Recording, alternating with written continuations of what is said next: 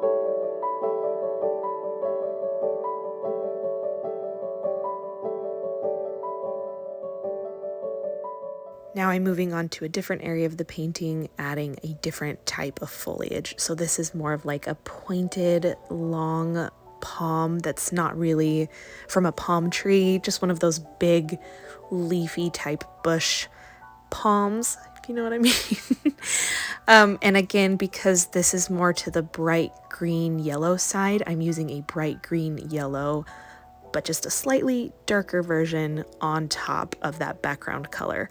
So again, we kind of want it to blend into the background and look like it's glowing, so we want it within the same color family.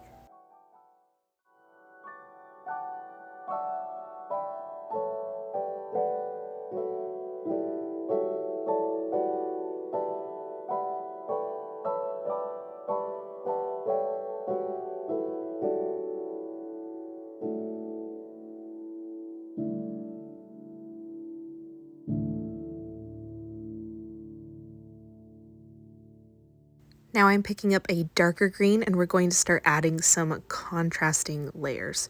So I'm just doing more of a random leafy type pattern over here, and we're going to start adding in some of that darker color that's, I'm thinking of the layers of the forest, right? So we would have some layers that are kind of overlapping each other, and they would be peeking out into some of that sunlight spot, and then they get darker as they go back into the group.